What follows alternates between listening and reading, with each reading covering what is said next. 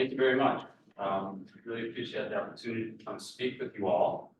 So I'm going to be talking about really reporting and measurement on access matters within the biopharmaceutical industry.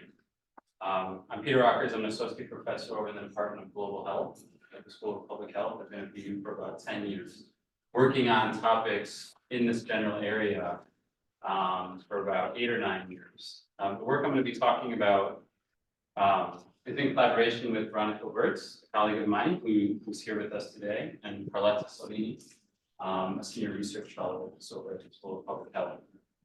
And this work is funded, really I'm going to be, so one thing I should make clear, I mean, today is not, I'm not going to be presenting empirical research. I'm going to be talking about a new project that we're starting that really builds on ongoing work we've been doing for 8 or 9 years now. And the project I'm presenting is just starting, and it'll run for the next 2 years.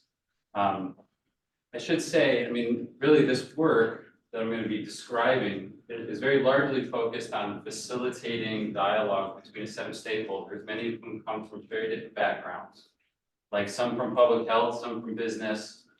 And I really welcome your discussion during the presentation, so don't hesitate to stop me, ask questions, or raise some points. I think part of what we're trying to do is really to figure out where there's space to carve out a meaningful dialogue about how the industry reports on access issues, bringing together this very diverse set of stakeholders that I'll describe.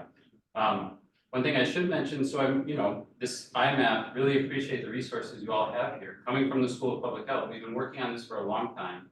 I came to the IMAP workshop last year and listened to a panel of speakers talk about all the same issues we've been dealing with for 8 or 9 years now.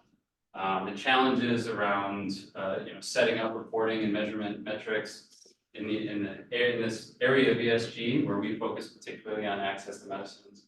But all the same sort of challenges, spoken about that we've been thinking about and dealing with for a long time. So to sort of learn about this resource and what you all are doing here and be able to come and give this talk and hopefully start an engagement that continues into the future, I think is valuable for us, and hopefully you'll find what we're doing interesting as well. Okay, so some quick background. So a lot of the focus in ESG is obviously on climate change. But let me just give you a quick rundown of the SDG that we focus on. So SDG 3.8, there are a few other SDGs that touch on access to medicines, but SDG 3.8 is focused on universal health coverage and achieving UHC across the globe. Part of universal health coverage involves access to safe, effective, quality, and affordable essential medicines and vaccines for all. So when we think about kind of the guide star, the North Star, the thing we're aiming for through all of this work, we're thinking about universal health coverage and access to medicines as a key part of that social goal. Okay. And some sobering recent statement from the Director General of the World Health Organization. Not new information. I think those of us working in this area are quite cognizant of the fact that our world is way off track on reaching universal health coverage. So there's still a lot of work to do to achieve SDG 3.8 and other related goals. Another key quote, this comes directly out of a statement from the UN General Assembly. If access to medicines are to be enhanced, pharmaceutical companies are among those who share in the responsibility.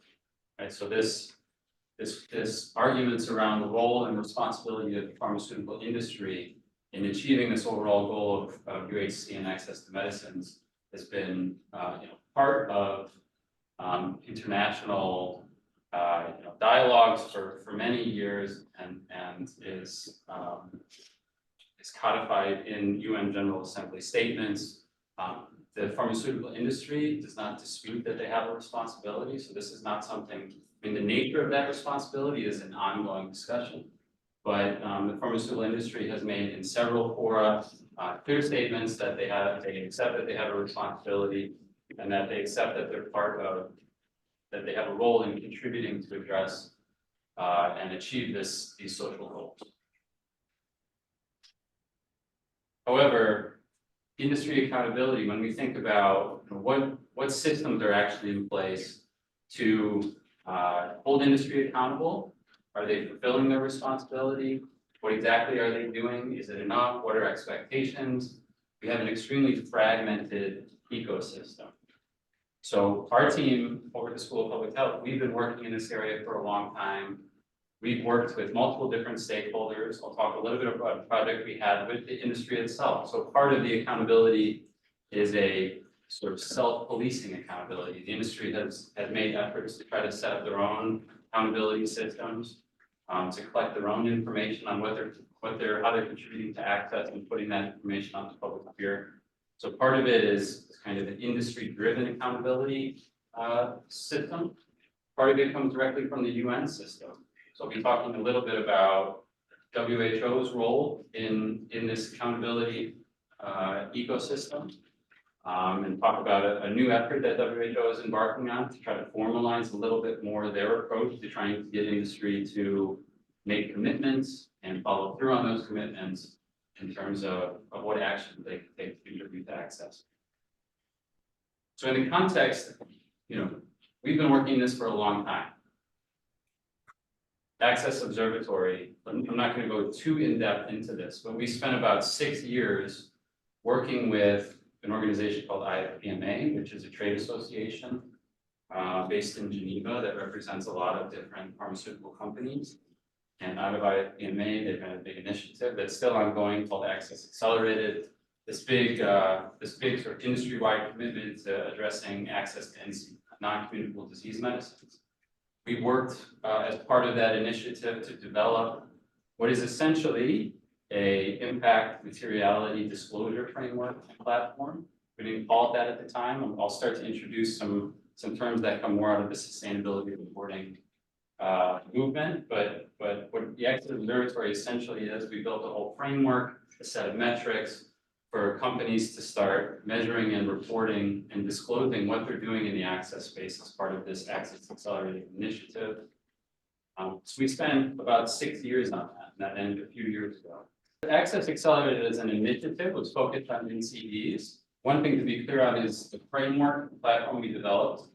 A lot of the sort of underlying principles and approaches to metrics are not specific to NCDs. So everything we built could be applied to access to all types of medicines, but it was applied in the context of Access Accelerated, which was explicitly focused on NCDs. So one thing that, throughout this 6 years, what we really witnessed was kind of this drumbeat of sustainability reporting growing louder and louder. Right, so our intended audience for the Access Observatory was wide. It included civil society organizations, multilaterals. It also included capital markets. I would say that, we weren't doing explicit outreach to capital markets and investors, but there was always a cognitive understanding that the types of disclosures we were asking for would be useful to a broad set of stakeholders.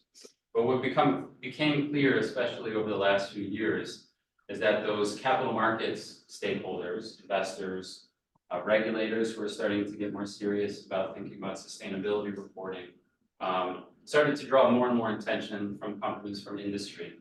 So we started to really think about, how can we think about approaches to measurement and reporting that fits the needs of the kinds of traditional stakeholders we have been focused on for a long time, as well as capital markets were always part of it, but I think that there is kind of a shift. I start thinking about more formal sustainability reporting. I'll talk about ESRS and kind of what that might mean. But it clearly became more important in the eyes of companies, so we started to pay more attention to it. That kind of leads us to the project that I'm going to talk about today. What we really are trying to do over the next few years in this project is to facilitate a dialogue amongst stakeholders, trying to think about the needs of different stakeholders when it comes to industry reporting on access. We held a meeting in 2023 at Chatham House to start initiating this dialogue, this discussion. Brought together folks from WHO, from the World Bank, several multilaterals, folks from several companies, trade associations as representing the industry. some donors, some academics. The one group that we didn't have at this meeting was investors. We did have some folks in the room that were, could speak to the capital market aspect of it. But I think the Chatham House meeting, there was a recognition that we were lacking representation from the capital market community. But I think there was a lot of excitement that came out of that meeting. WHO and industry talk to each other quite a bit. WHO doesn't talk very much to capital markets, doesn't talk very much to investors. They recognize, though, that they're an important part of that ecosystem. And I think there was a recognition that the type of dialogue that we were starting to facilitate was really valuable. I think everyone came out of that meeting feeling like we need to build on this, we need to do more of that. So that's where the new project comes in. So someone from the Gates Foundation was at that Chatham House meeting. Coming out of that meeting, again, there was an excitement that what's the next step, how do we take this forward? So the Gates Foundation has given our team a grant to basically establish a process, a new dialogue to move some of that work we did at the Chatham House event forward. What we're really trying to do is to facilitate a process of open dialogue among key stakeholders around access reporting standards and metrics. Recognizing that the fragmentation between these stakeholders is a real impediment, both to understanding what industry is doing in the access space, but also to take that understanding and then deploy resources in an effective way. The fragmentation, I think, has been well recognized. This is not unique, obviously, to pharma and access to medicines. I think there's a recognition of fragmentation, especially in how folks define concepts and measure those concepts in the ESG space. And that fragmentation, it will always be a hindrance and an impediment to the kind of progress we want to see. So this is funded by the Gates Foundation. We have Gates and outside experts designing, sort of planning the process. Our team from BU is really putting in more of building more of the intellectual foundations for what the dialogue is that we want to facilitate, how we can bring together the right set of stakeholders, how to structure the agenda, how to, we're going to write pre-read documents to make sure everyone comes to the workshops well prepared to have a constructive conversation. So our BU team is kind of in charge of really planning and facilitating most of the workshop. It's going to be one workshop, the first one in June 14th of this year, and then followed with 2 subsequent workshops, and I'll talk in a second about what the goals of each workshop are. We're going to have many of the same stakeholders that we had at the Chatham House event, but we're going to bring in much more representation from capital markets.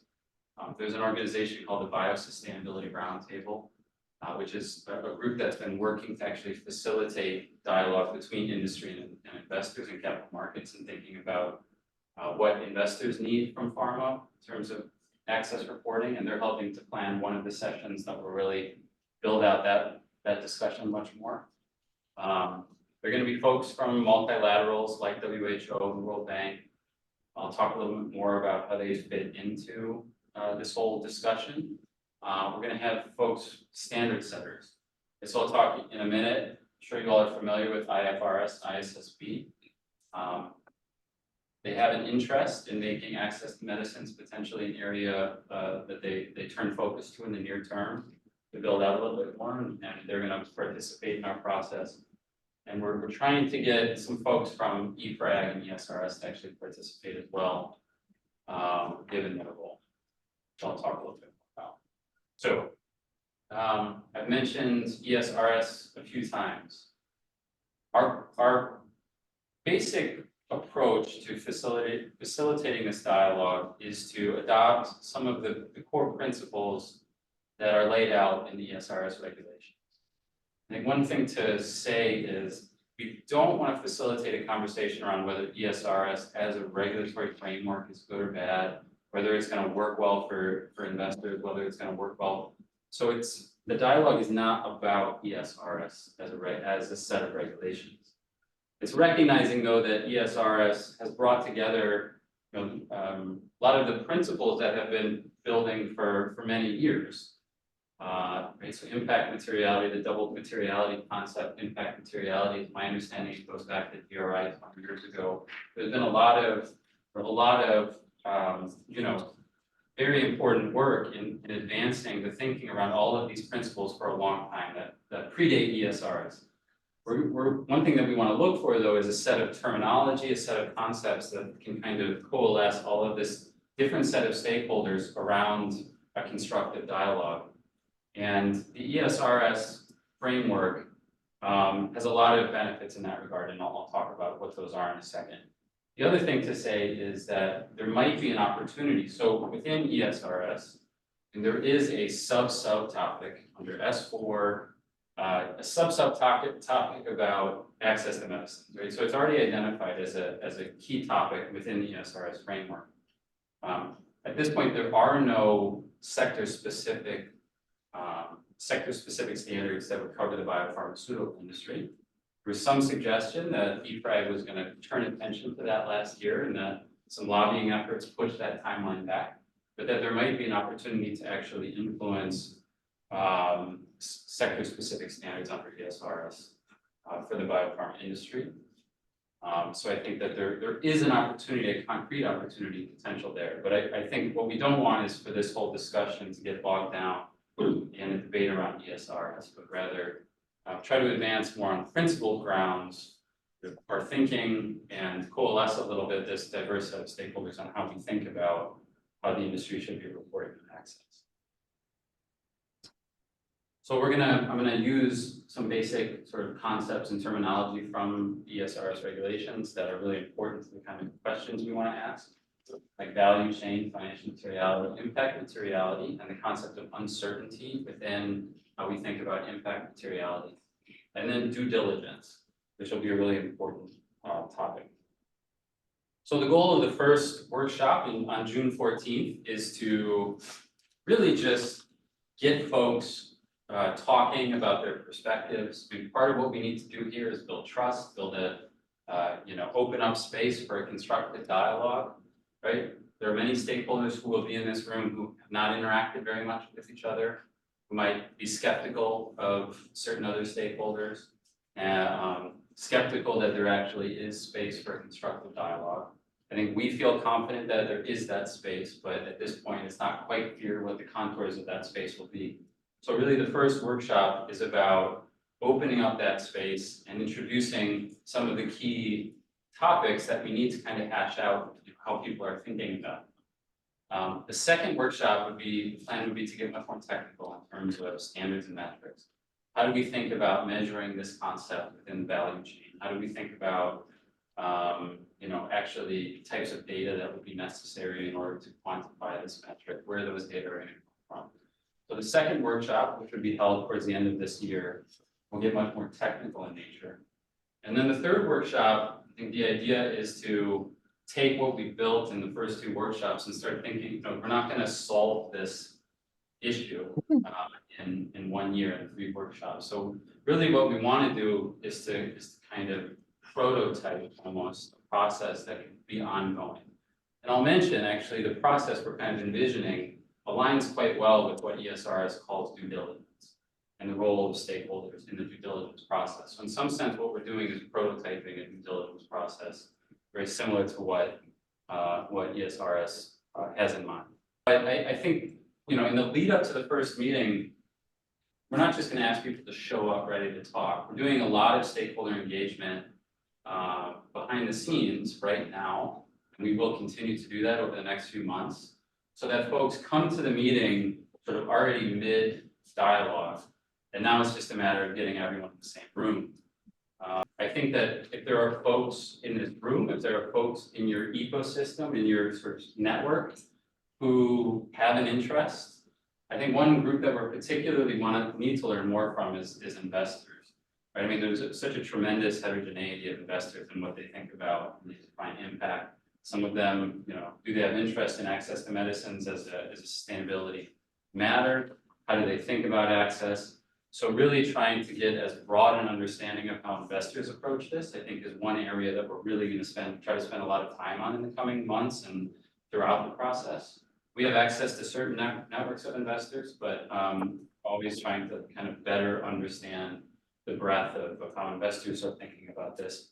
But yeah, we would definitely welcome, folks have an interest in this, talking more about it. And absolutely, the invitation window is not closed. So if it makes sense, there could be that opportunity. I'm going to run through some of these concepts. I'm not sure exactly what folks' familiarity is with, the ESRS terminology. I'm kind of going to assume that folks are familiar with it, given where you all sit. But I'm going to pull some quick quotes. And when we think about value chain in the biopharmaceutical industry, we're talking not just about what the industry is doing, but for pharma, a lot of it has to do with downstream, right? So WHO has actually proposed its own framework or schematic for what the biopharma value chain is. I've put on top of this, where different actors generally fit into that value chain, but the industry itself, obviously doesn't have a large role in prescribing, dispensing, or should they? I mean, there are obviously regulatory frameworks that make sure that they're not involved in a lot of that downstream activity. So, so we need to think about, with respect to the dialogue we're trying to facilitate, one key question is simply, is there broad agreement on the components of the value chain and the relationships between industry and downstream actors, right? So when we think about, and I'll come to this in a second, when we think about what biopharma, what the industry should be reporting on, the ESRS guidelines basically say that you're not off the hook for what's happening downstream, right? You do have a responsibility to the best of your ability, although there's all sorts of caveats in the language of the regulations that say sometimes it's very difficult to get information from downstream actors.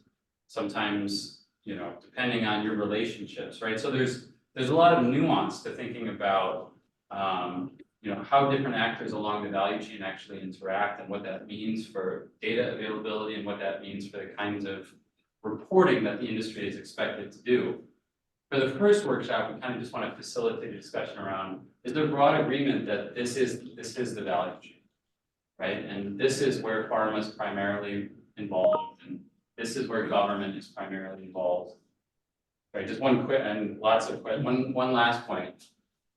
Where this starts to break down, this is traditional. Biopharma is doing more and more in the area of what they might call social business models, alternative market access types of strategies, where they're getting more involved in some of the downstream activities, and part of, especially in low and middle income countries, and partly that's an argument where they're saying that there's a gap here, right? That there is, the market itself is not mature. We can do some things downstream to actually build up the market and then sell our products into that market through these kinds of more creative business models. So there's there are lots of examples where this general structure breaks down. Yeah, we're primarily interested in low and middle income countries for this work.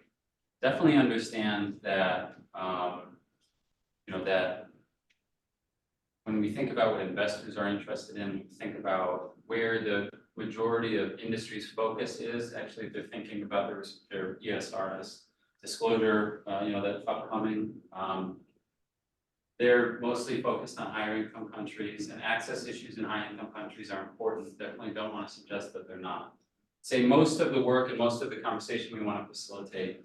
This is a structure that has more to do with sort of the value chain as it relates to populations in low and middle income countries, where governments are primarily responsible for regulatory, a lot of the health system where we might put prescribing, dispensing, and use, actually providing health services, getting patients diagnosed and on treatment. A lot of that is run through public sector, so government has a big role there.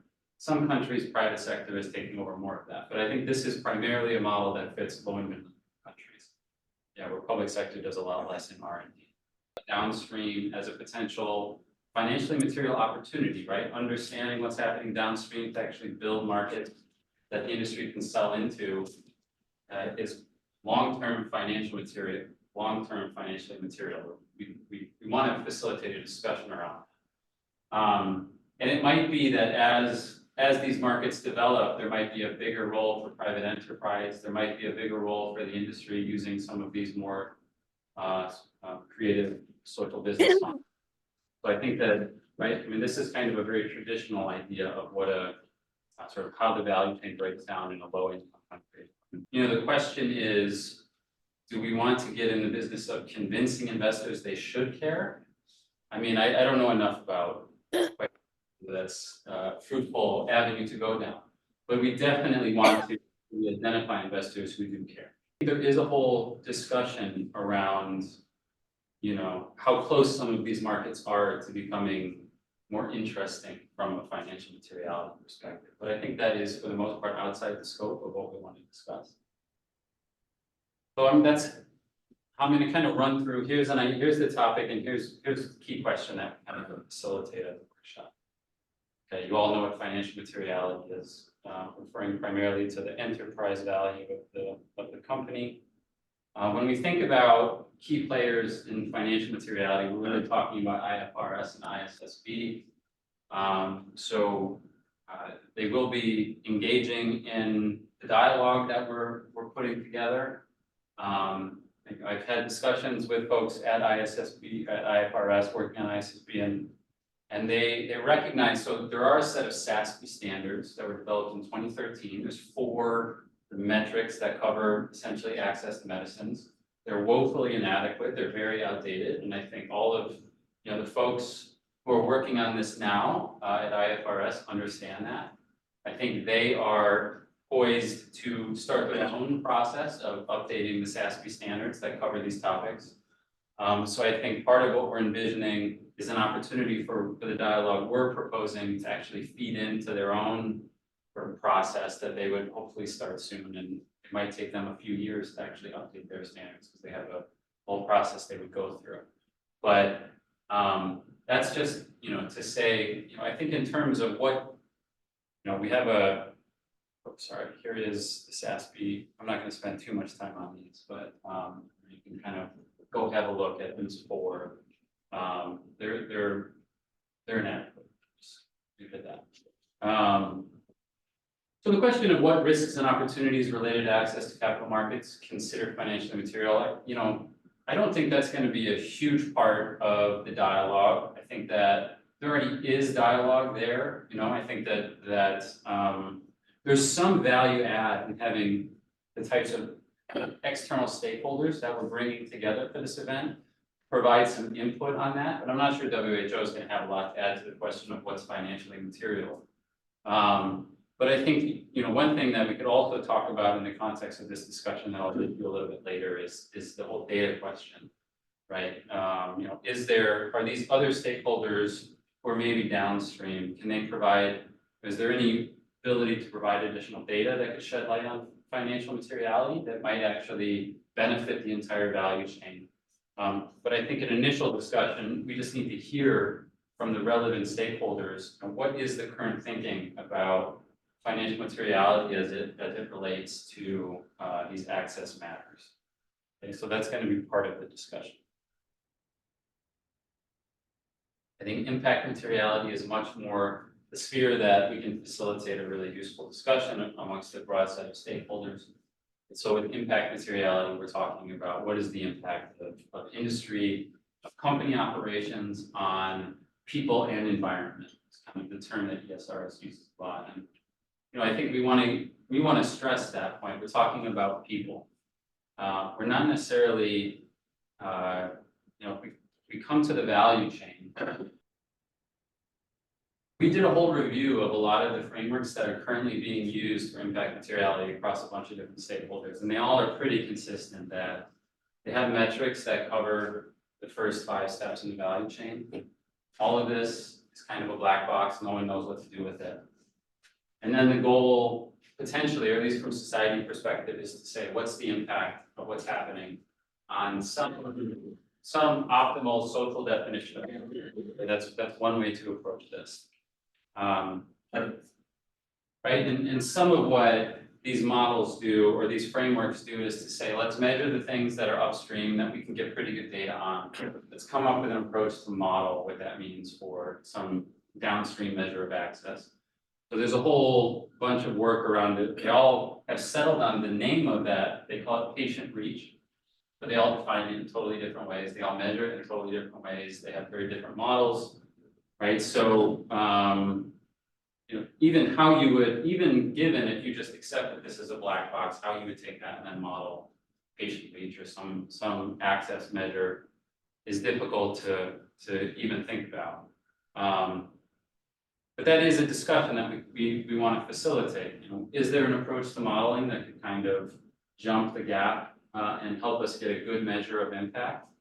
Or do we do what certain other frameworks do, which is just define access for the purposes of impact materiality and the kind of things we can measure well that are basically upstream in the value chain and that industry has good data on because their operations are mostly involved in a lot of this. A conversation we want to facilitate is, in part, what is the definition of access here? Are we going to settle for definitions that have primarily to do with the things that are under the control of industry? Or are we actually going to get more towards what a more socially optimal WHO type or UN, there are very clear definitions of access that run throughout the UN system that the SDGs are based on, that have more to do with populations having medicine in hand, not paying too much for them, right? There's a whole set of dimensions on how access can be defined. It doesn't mean we need to adopt that exact definition either. There's an open discussion,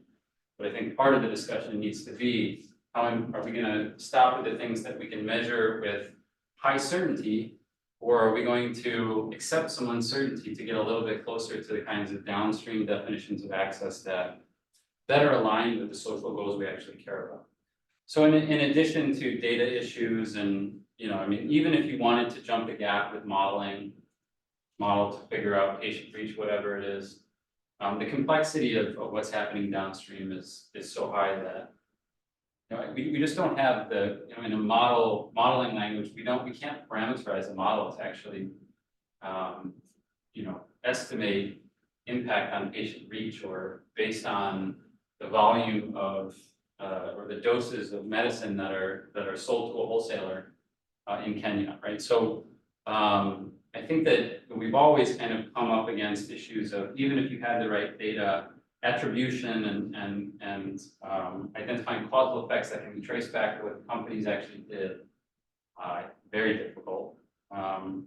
Just want to really quickly summarize a project we did. So really a first of its kind rigorous evaluation of a big access effort that Novartis did.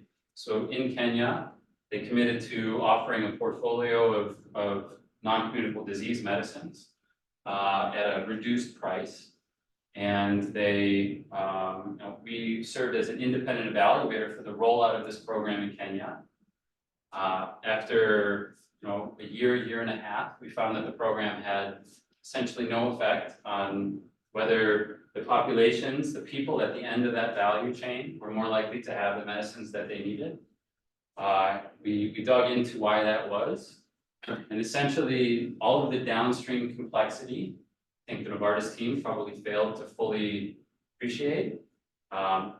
Selling medicines into the wholesale market does not necessarily mean that patients at the end of the value chain are going to get the medicines they need at the price point that's intended.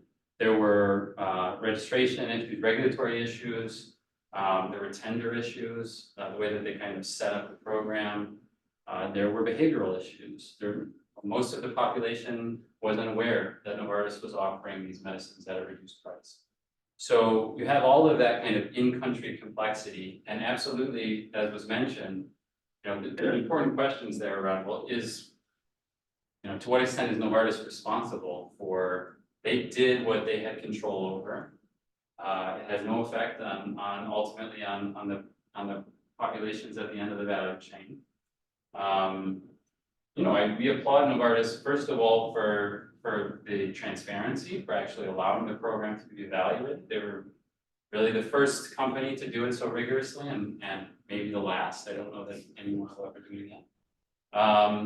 But I think what that research really identified was, that complexity downstream is really important when we think about the impact of what companies are doing on access, right? And you're obviously not just doing ICT for every single thing that companies do. That's absurd. But the ESRS uses the term uncertainty in a little bit more sophisticated methodological sense. We could break some things up into uncertainty, into what you can measure, what you can't measure, the roles of different actors, right? There's a lot going on when we think about causal attribution and how we're measuring things. But there is recognition, obviously, that defining impact materiality and how we measure impact hits up against the reality of what can we measure, how much uncertainty is there in what we can measure. So how much can we really even understand what the impact of companies is on these downstream factors? We don't have a nice metric like greenhouse gas emissions or carbon emissions that can kind of summarize a lot of what happens across the E aspect of ESG. So we have to deal with some of the complexity across the biopharma value chain. We need to recognize that that introduces a lot of uncertainty. So we want to think at the workshop about how we define impact and what role does uncertainty play in our ability to measure impact in industry. Okay. I'm cognizant of the time. I want to make sure that I get through. So we're going to shift to due diligence. I mentioned at the beginning, actually, part of what we're trying to facilitate this dialogue, I think we can think of almost as a prototype for a due diligence process that could actually be part of ESRS disclosures or whatever type of disclosures are going forward, or whatever disclosure regime, for example, companies voluntarily adopt or are forced to adopt through regulations. Key aspect of due diligence is affected stakeholders. And so we want to, the other part of this is in a situation where there is that uncertainty and there's difficulty in tying industry action to impact or how we might ideally define impact, there's a role for stakeholders and experts, right? I mentioned this, we want to establish a due diligence process. We also want to talk about the role that WHO has. I'm sorry, I had I think another slide that got dropped. So one point I want to make is the due diligence process might actually be an alternative approach to jumping that gap where the question mark was on the value chain, right? Rather than have some model that says, if I take these data and put it through an algorithm or some kind of modeling approach and spit out some long-term outcome, I can instead put together a sort of expert and stakeholder process to build consensus around what are the things industry can do to actually have impact on access. And you could argue that the legitimacy of that type of expert consensus process is depends a lot on what structure that process ultimately takes. But expert consensus as a replacement for kind of simple models that might be very insufficient is an alternative that we might want to think about. The due diligence process that ESRS lays out, in some sense, tries to establish that type of, in situations of uncertainty, bring together stakeholders, bring together experts to try to come up with definitions of impact and ways to measure impact, where maybe the empirical approach is insufficient. We want to argue that WHO has a unique legitimacy to convene stakeholders and experts to generate consensus, and that they have an important role to play in the due diligence process. We're going to bring WHO to our workshops. WHO has something that they call basically the Global Compact system. One example is the Global Diabetes Compact. So WHO sometimes thinks in disease area silos, but they have a compact that's specifically focused on diabetes. And part of what the compact does is to bring together experts, technical advisory groups, bring together actually affected populations to get input, and then engage with the private sector. So WHO's Global Compact system is already set up in some sense to facilitate the type of due diligence process that ESRS describes as that companies should actually be going through and how they define impact materiality. Okay? There is absolutely an argument to be made that WHO has limited capacity, that they're not, so I think there are debates to be had on what role WHO should have. But I think we want to make the case that they do have a unique legitimacy, right? As being part of the UN system to bring together experts and stakeholders to set guidelines. That's one of the key functions that WHO does. So within the Global Compact, the way that they structure, sort of how they operationalize their whole process, a main output of their process is what are called asks. Right, so they basically list a bunch of asks, and those asks are asks of companies. Please do this, please do this. Those asks are voluntary, there's nothing binding about the asks. If you start to bring them into a regulatory framework, you would force companies to disclose more about whether they're complying with the asks. But there's no necessarily no situation where they can be forced to actually comply with the asks. Here are some examples of asks under diabetes. So our team at BU, we are working with WHO to turn the diabetes asks into an actual, basically a reporting framework and platform. And part of what that requires, so we're developing something called a global reporting mechanism. Part of what that requires is to take an ask, so the way that WHO formulates them is as asks, turn them into commitments, kind of reframe the language to say, we will do that. So the ask basically says, we ask you to participate in pre-qualification. We frame it as, we will participate in pre-qualification. Need to get the language concise because it is a commitment that will be published in the public sphere. Then how do you take that commitment and define what it means to fulfill it? We've had to come up with definitions for what fulfillment looks like. We need a verification process. So we're not going to take the company's word for it necessarily on blind faith that they've actually fulfilled their commitment. We're going to ask them either they submit documentation, proof of fulfillment that can then be verified either by WHO or by a third party. That's still not entirely worked out. But the validation would then be done. And essentially this whole ask structure and the reporting mechanism that's being built is WHO's position on, if WHO were to define impact materiality, one way to think of it is for industry on access issues, the asks could be thought of as kind of mapping to what WHO's definition of impact materiality is. These are the things we're asking you to do because our process has identified these things as ultimately moving us towards the access goals that are identified in the SDGs.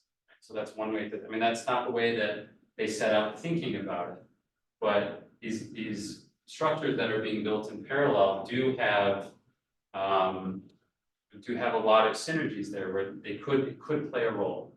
I think part of the dialogue we want to discuss, what is the role of stakeholders? What is the potential role of this WHO process in due diligence? Okay. Okay, last thing. We're not going to forget about downstream entirely. We're going to have some folks in the room from government. We're going to have some folks in the room, who are doing quite a bit of work in the downstream value chain. Right, and we have key questions. One, information from downstream would improve our ability to determine the impact. And so could our modeling become better? Could our understanding of how industry actions translate to actual access, would it be better? What are the data gaps that we might be able to actually address with some of these key downstream actors? That's part of the discussion. Part of the discussion is activities downstream can generate business opportunities that could be financially material. So we do want to hear from, we have a whole set of, it's beyond the scope of this conversation, but there's a growth in something called sustainable finance, a lot of financing channeled through development banks and what are called international finance corporations or international development finance that are going to both governments and private enterprise operating downstream in the value chain, trying to build those markets to address all of the access issues downstream. This work has been going on for many years, but there does seem to be a growth in this action. There's a lot of advancement that has been made in trying to, the energy transition work, trying to use some of these levers to speed up energy transition in low and middle income countries. low and middle income countries are saying, we want more focus on human capital.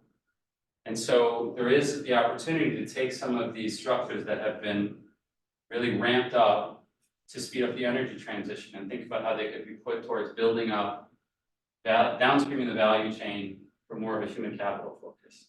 So there is some work in that area, and we want to bring together some of those stakeholders to also talk about and what information from downstream actors. Sorry, this one. Okay. What is the type of information that could be financially material in terms of what's happening downstream? The last thing I'll just say, I mean, from a broader societal perspective, taking a step back, a lot of what we're thinking about is the interactions between actors. But from a society perspective, we actually don't, I would say it's an unanswered empirical question. Should our focus be on changing the actions of the pharmaceutical industry? How much control do they actually have over the ultimate access things we care about?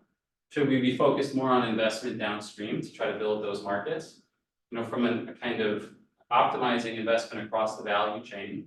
There's no one single actor that has control over the investments across the value chain, but there are ways to influence those investments, and what we need is a more coherent framework across the value chain to understand how different investments at different points in the value chain ultimately move us towards our goal of improving access. So developing some kind of interoperability between the standards and metrics that are used by the financial institutions that make investments across the value chain could be important for that kind of more holistic analysis. Okay, so I already mentioned this. Thank you for the opportunity to be here. We welcome the opportunity to connect with researchers, with faculty. The one area we definitely identified was trying to understand more the investor perspective. And if there are investors in the network who are interested in these topics, we'd love the opportunity to connect with them. Thank you, and don't hesitate to reach out.